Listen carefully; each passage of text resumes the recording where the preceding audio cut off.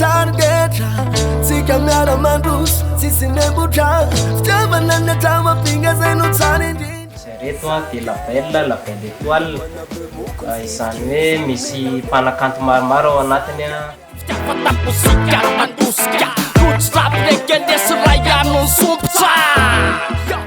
zay zany le critère hoe le tsara hira aloha zany ny critère voalohany fa tsy le hoe tsara feo hitana mamiratsy eny amin'ny afisamy manana ny mampiavake maneho firaisakina sy fihavanana mitambatambampiarape